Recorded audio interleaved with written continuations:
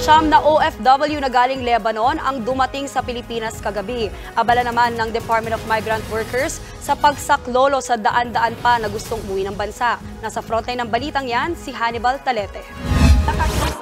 6 na buwan pa lamang si Shara sa Lebanon para magtrabaho bilang isang domestic helper. Pero dahil sa pagsiklab ng gulo sa pagitan ng Hezbollah at Israel, napilitan siyang magpasaklolo sa gobyerno para makauwi ng Pilipinas.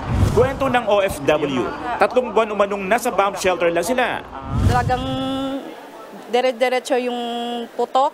Ay talagang sabi naman din doon ng taga-awa na doon kami sa shelter na wag lang talagang lumabas. Dahil kumbaga yung gera po pa ganun na po.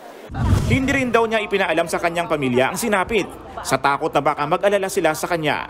Hindi ko po pinaalam sa kanila kasi yung papa ko may sakit. Ayoko pong ma-stress sila.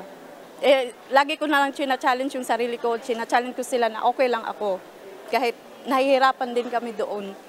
Isa si Shara sa 9 na OFWs na dumating sa bansa kagabi sa Terminal 3 ng NAIA.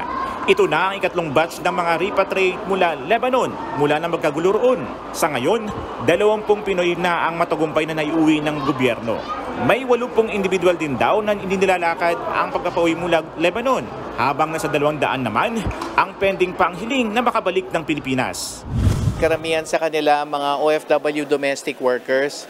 So, mas kailangan pa talagang tutok at pagpaabot paalam, abiso, paalam sa mga Lebanese employers. And yun nga yung immigration kasi some of them medyo kailangan pang ayusin yung papers bago umalis.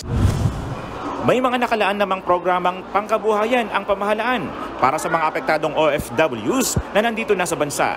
Si Shara hindi na raw muna babalik sa Lebanon. Magtatayo na lang daw siya ng maliit na negosyo para may panggastos. Nagbabalita mula sa Frontline, Hannibal Talete, News 5. Mga kapatid, Jess De Los Santos po, huwag magpahuli sa mga umaaksyong balita at napapanahong issue sa bansa.